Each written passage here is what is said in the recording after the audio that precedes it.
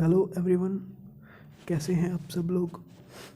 Hope करते हैं आप सब लोग अच्छे होंगे और अपनी अपनी पढ़ाई अच्छे से कंटिन्यू कर रहे होंगे। आज हम लोग अष्टांग रिदम स्टार्ट करने वाले हैं। यह अष्टांग रिदम हम सूत्र स्थान के फर्स्ट चैप्टर से स्टार्ट करेंगे। प्लस यह अष्टांग रिदम आचार्य ब्रह्मानंद त्रिपाठी द्वारा लिखी हुई है। ठीक है, इसमें जो मैं तुम्हें बताने वाला हूँ, एक तो श्लोक को पढ़ के प्लस उसकी हिंदी प्लस जो भी इम्पोर्टेंट मार्क करने का होगा है ना, उसको अपन लोग मार्क करा देंगे कि हाँ ये आपको पता होना चाहिए। ठीक है, तो सबसे पहले देखते हैं मंगलाचरण। मंगलाचरण किसी भी एग्ज़ाम वगैरह में तो नहीं आता है, ठीक है, बट आपको याद होना चाहिए जस्ट फॉर नॉलेज, है ना, क्योंकि ये पहला ही श्लोक है अष्टांग रिदम सूत्र स्थान का, तो अपने आप में ये इम्पोर्टेंट बन जाता है। ठीक है, श्लोक है राग आदि रोगान सतत अनुशक्तान शेषकाय प्रसतान शेषान औत्सुक्य मोह अरतिदा जगान यो अपूर्व वेदाय नमो अस्तु तस्मै।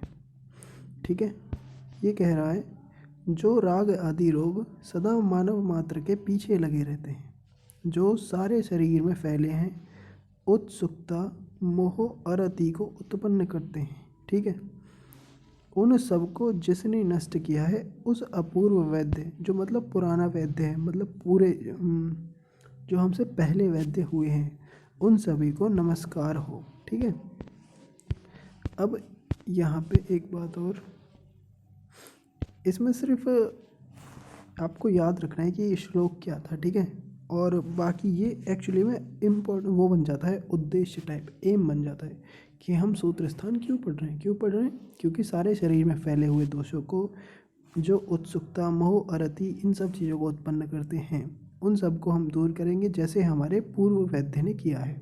ठीक है, ठीक है, नेक्स्ट देखते हैं।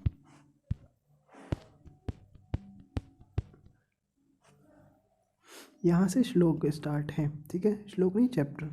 आयुष्काम्यम अध्यायम व्याख्यास्याम, अब हम आयुष्कामी अध्याय की व्याख्या करेंगे जो भगवान आत्रेय ने कहा था। इति है स्माहुरात्रेय महर्षि। ठीक है, पहले दूसरा श्लोक वेरी इंपॉर्टेंट श्लोक है, मार्क कर लेना आप। ठीक है, जरूर अंडरलाइन या हाईलाइट जैसे भी आपको सही लगे। ये आयुर्वेद का प्रयोजन है, ये स्टार्टिंग से लेकर आपको पीजी तक काम आएगा। आपको पता ही होना चाहिए कि आयुर्वेद का प्रयोजन अकॉर्डिंग टू अष्टांग हृदय क्या है। ठीक है, अष्टांग हृदय को बाद में ज़्यादातर हम वाग्भट्ट के नाम से भी कहते हैं, कि जो पुस्तक वाग्भट्ट द्वारा लिखी गई है। ठीक है, हर जगह जहाँ पर मेंशन आएगा, जैसे चरक का मेंशन ऐसे करके लिखा जाता है ज़्यादा। ठीक है, सुश्रुत का अलग ऐसे, और अष्टांग हृदय का वाग्भट्ट। ठीक है ना, तो ये वाग्भट्ट द्वारा लिखी हुई है। ठीक है, याद रखनी है। और श्लोक देखते हैं। आयु कामयमानेन धर्म अर्थ सुख साधनम आयुर्वेद उपदेशेषु विधेय परम आदर। ये बोल रहा है कि धर्म अर्थ सुख, जो इस श्लोक के अंदर है, धर्म अर्थ सुख साधनम, धर्म अर्थ सुख नामक इन तीनों पुरुषार्थों का साधन आयु है। मतलब आयु के द्वारा ही धर्म अर्थ और सुख इन तीनों चीज़ों की प्राप्ति हो सकती है। ठीक है, इस पहली लाइन का मतलब यहाँ है। अब दूसरी लाइन का, आयुर्वेद उपदेशेषु विधेय परम आदर, मतलब आयु की कामना करने वाले पुरुष, विधेय से मतलब है इनका, विधेय मतलब यहाँ पे लाइक होता है ना, एक तो होता है हमारे किसी सेंटेंस में ऑब्जेक्ट और एक तो है सब्जेक्ट। मतलब सब्जेक्ट को हिंदी में कहते हैं विधेय, है ना, जिसका उद्देश्य है किसी चीज़ को पाने के लिए। तो जो आयु की कामना करने वाला पुरुष है, उसको आयुर्वेद शास्त्रों में निर्दिष्ट उपदेशों का आदर करना चाहिए या परम आदर करना चाहिए। ठीक है, आयुर्वेद उपदेशेषु विधेय परम आदर। होप ये क्लियर होगा, अगर क्लियर नहीं है तो आप दोबारा पूछ सकते हैं, ठीक है। नेक्स्ट श्लोक है आयुर्वेद का अवतरण। ये भी आपको याद होना चाहिए। एक्चुअली सूत्र स्थान के फर्स्ट चैप्टर में जितने भी श्लोक्स हैं, मतलब श्लोक हैं, वो सभी आपको याद ही होने चाहिए, क्योंकि ये सारे के सारे ही इम्पोर्टेंट हैं। आगे तक बहुत ज़्यादा रेफरेंस की तरह यूज़ होते हैं कि यहाँ पर यह पूछा गया था, यहाँ पर यह बताया गया था, ठीक है। अब हम आयुर्वेद का अवतरण देखते हैं। आयुर्वेद का अवतरण पहले हम इसमें देखते हैं हिंदी में, ब्रह्म और साथ साथ श्लोक में, ठीक है।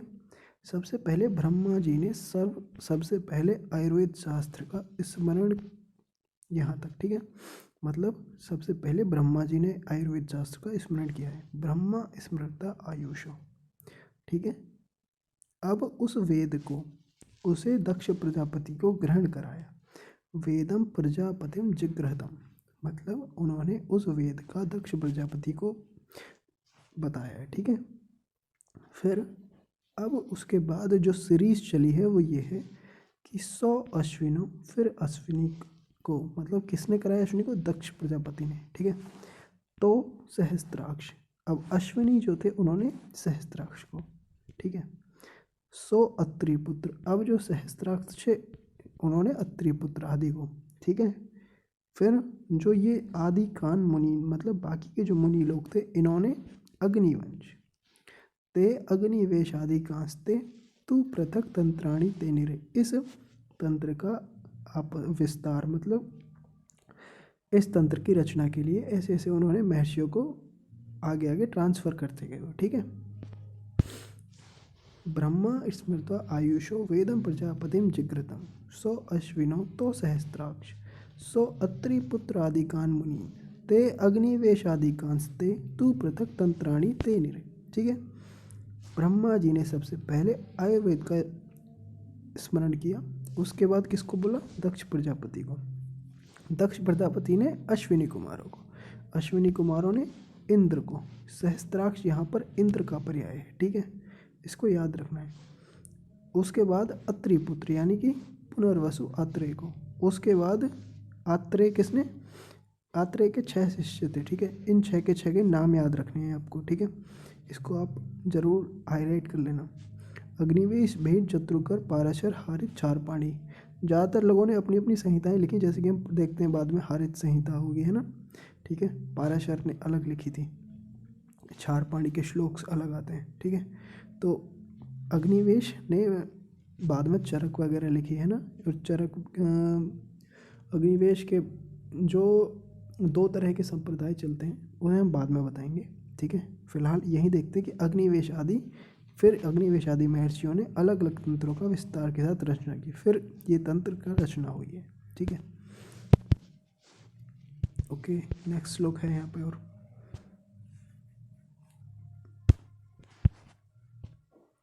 तेभ्यो अति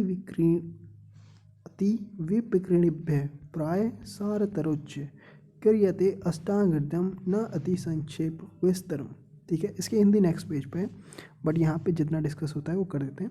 ये श्लोक इतना इम्पोर्टेंट नहीं है, बट आपको पता होना चाहिए, ठीक है, थोड़ा सा, कि उन्होंने कहा है कि तेभ्यो, उन लोगों ने, मतलब जो भी बताया था, ठीक है ना, अति विप्रकृणिभ्य, है ना, उन्होंने बोला कि वो बहुत ज़्यादा विप्रकृण, मतलब बहुत ज़्यादा व्याख्या सहित था, काफ़ी था, प्राय सारतरोच्य, ठीक है, इसका मतलब यही है ओवरऑल का।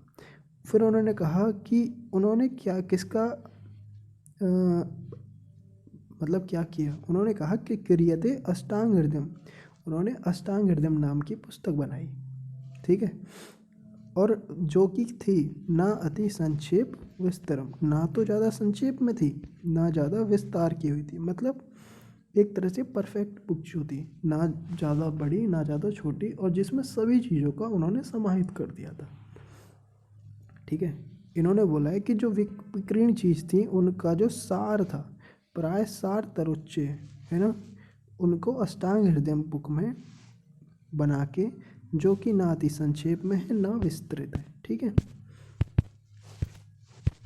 देख लेते हैं।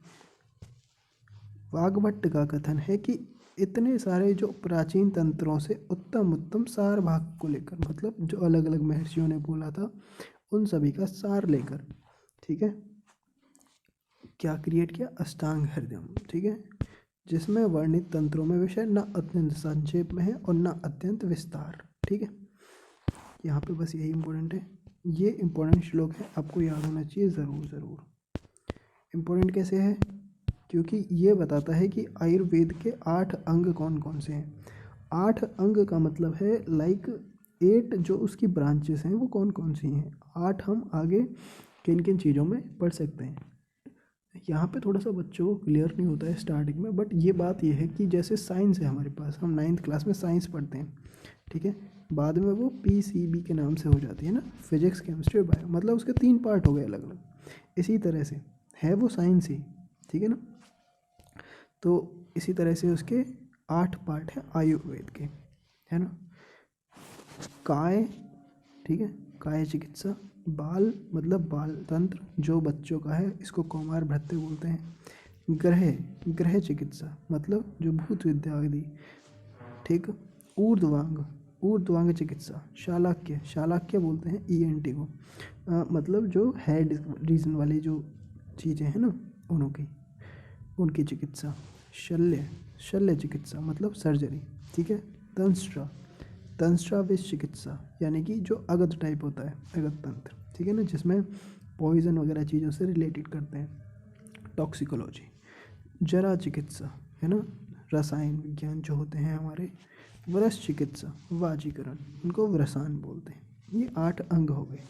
अष्टाव अंगानी, 8 अंग हो गए, अष्ट अंगानी, ठीक है। तस्याहु चिकित्सा, चिकित्सा के येषु संस्कृता, इस संस्कृत, ठीक है, मतलब जिसमें पूरी चिकित्सा आश्रित है, ठीक है। होप ये क्लियर है। फिर यहाँ पे ये इन्होंने सभी चिकित्साओं का इन्होंने रेफरेंस दिया है, ठीक है। इसके बाद नेक्स्ट श्लोक यहाँ पे देखो, अपन लोग श्लोक श्लोक इसलिए पढ़ते हैं क्योंकि ये जो बीच का जो रेफरेंस होता है ना, ये है ना, जो हमारा मेन ग्रंथ है अष्टांग हृदयम, वो सिर्फ श्लोकों में लिखा हुआ है, और जो बीच वाली ये चीज़ें हैं ये जो भी टिप्पणी कर रहे हैं, जो टीकाकार हैं, जैसे ब्रह्मानंद त्रिपाठी जी हैं आचार्य, वो अपनी तरफ से लिख रहे हैं कि आप उस श्लोक को किस तरह से किस मतलब में समझ सकते हैं, ठीक है। तो ये बेसिकली स्टूडेंट्स के लिए होता है कि खुद आप पढ़ें अच्छे से और उसको फिर आप मतलब समझें। नेक्स्ट श्लोक यहाँ पे है, ठीक है। वायु पित्तम कफश्चेति त्रयो दोषा समासत। उन्होंने कहा है कि 3 दोषों को आयुर्वेद शास्त्र में कहा गया है। कौन कौन से हैं? वायु पित्तम कफश्चेति, वात पित्त और कफ। चेति मतलब जानना चाहिए। वात पित्त कफ तीनों दोषों को समासित किया गया है। अब ये थोड़ा सा यहाँ से इम्पोर्टेंट है, आपने और अलग बुक्स में या फिर अलग सब्जेक्ट्स में पढ़ लिया होगा अभी तक शायद, वात पित्त कफ क्या क्या होते हैं। मेनली पूरा आयुर्वेद हमारा वात पित्त और कफ 3 चीज़ों पर बेसिक कह सकते हैं हम इसे, बिल्कुल स्तंभ टाइप, ठीक है। ये पिलर्स हैं वात पित्त और कफ हमारे, ठीक है। तो यहीं पे श्लोक में लिखा है कि आयुर्वेद शास्त्र में वायु पित्तम कफश्चेति त्रयोदोषा समासः। इंपॉर्टेंट श्लोक है, याद रहना चाहिए रेफरेंस के लिए, ठीक है। अब नेक्स्ट में ये कहते हैं कि विकृता अविकृता देहम घनंती ते वर्तयंती च। या तो विकृत होंगे या अविकृत, किसमें? देह में, ठीक है। ये तीनों वातादि दोष विकृत, अगर विकृत रहे या अविकृत, ठीक है, तो देह शरीर है ना, शरीर में हो रहे हैं ना, तो क्या करेंगे? या तो घनंती ते या फिर वर्तयंती च, 2 वर्ड हैं अलग अलग, ठीक है।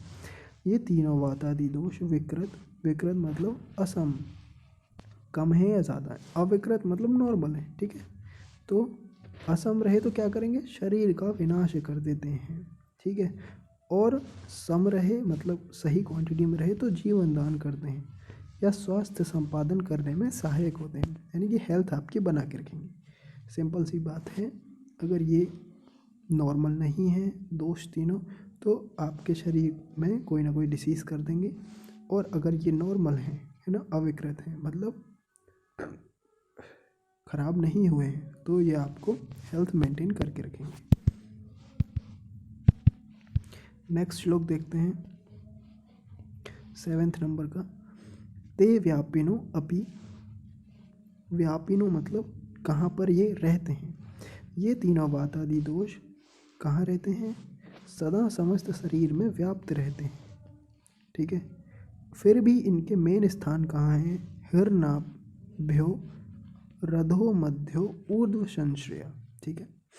देखो नाभि, हाँ पहले यहाँ देख लेते हैं। फिर भी नाभि के निचले भाग में वायु का, हमने जो स्टार्टिंग में डिस्कस किया था वात पित्त और कफ ऐसे करके किया था ना, तो इन्होंने पहले वात का स्थान बताया है, फिर पित्त का, फिर कफ का, ठीक है।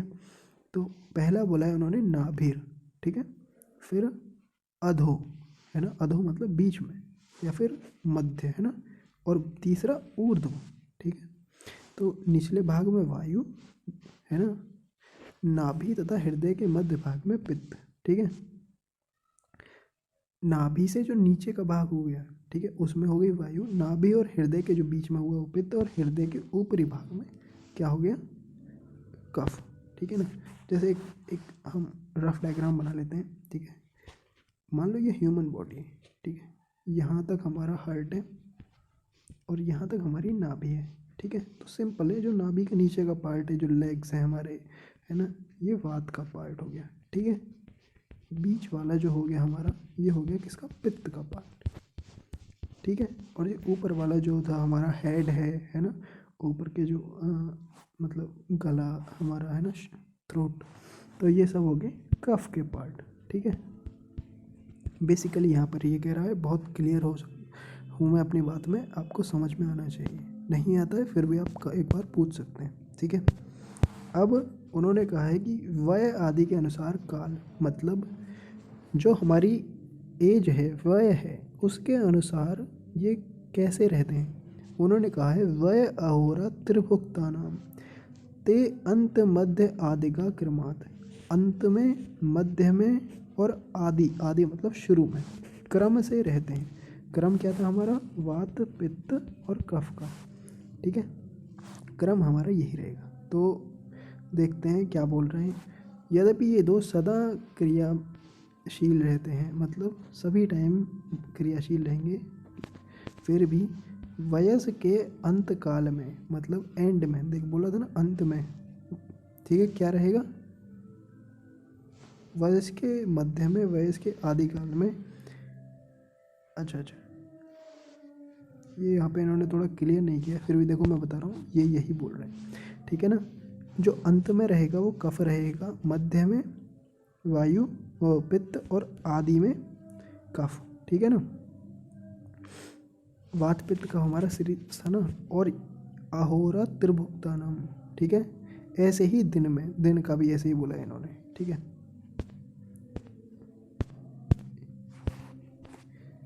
ये मैं श्लोक से नहीं यहाँ पे समझाता हूँ, ठीक है। अवस्था के अंतिम भाग में, वृद्धावस्था में, ठीक है, और दिन के अंतिम भाग में, है ना, तो वायु, ठीक है ना, अंत के टाइम में। और जो मध्य भाग में है, इन सब में कौन सा टाइम, पित्त, ठीक है।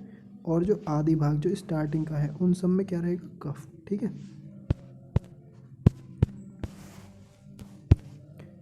दोषों का अग्नि पर प्रभाव। अब जब जो दोष रहेंगे उसका जो हमारी अग्नि होगी उस पर क्या प्रभाव रहेगा। अग्नि से यहाँ पे मतलब है हमारी जठर अग्नि। जठर अग्नि जो पेट में रहती है, जो पाचन करती है, उसका क्या प्रभाव रहेगा। तैर्व विष मस्तिष्णो मंदशग्नि समय सम। वात आदि दोषों का प्रभाव वृद्धि से अग्नि, मतलब अगर वृद्धि होगी तो अग्नि भी दोषों के क्रम से विषम हो जाएगी, ठीक है। मतलब देखो वात दोष से क्या होगी, विषम, ठीक है। पहले इन्होंने बोला ना यहाँ पे विषम, फिर तीक्ष्ण दोष से तीक्ष्ण, और मंद किससे होगी, कफ से। और हमारा ऑर्डर क्या था, वही वात पित्त और कफ, ठीक है। ये हमको याद रखना है, समझ में आया बात, ठीक है। और अगर ये सम रहेंगे, समय सम, मतलब तीनों सम रहेंगे, वात पित्त कफ, तो सम रहेगी चीज़ें। ठीक है, ये इम्पोर्टेंट है, यहाँ पे हमें याद रहना चाहिए। सर्वदा सर्वभावानाम सामान्याम वृद्धि कराणाम, जैसी जैसी हम चीज़ खाएंगे, है ना, वैसी वैसी चीज़ों से हमारा अग्नि बढ़ती और घटती रहती है। ठीक है ना। अब हम दोषों का कोष्ठ पर प्रभाव देखते हैं। कोष्ठ कैसा रहेगा दोषों के अनुसार? कोष्ठ रहेगा क्रूर, मृदु, मध्य। ठीक है। अब वात दोष से क्रूर, पहले हमारा वात था ना, फिर पित्त दोष से मृदु, पित्त से मृदु, एवं कफ दोष से मध्यम, और कफ दोष से यहाँ लिख लो या फिर यहाँ पे एक ही बात, ठीक है ना। और तीनों दोषों के सम रहने पर भी मध्य, ठीक है ना, ये है यहाँ पे, ये अलग है। मध्य से आते समय रपी, सम रहेगा तो मध्य होगा। ठीक है, होप ये क्लियर है श्लोक।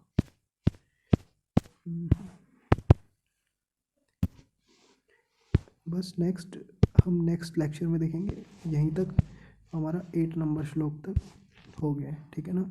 कोई भी डाउट हो आप कमेंट सेक्शन में पूछ सकते हैं कभी भी। ठीक है, ओके, थैंक यू।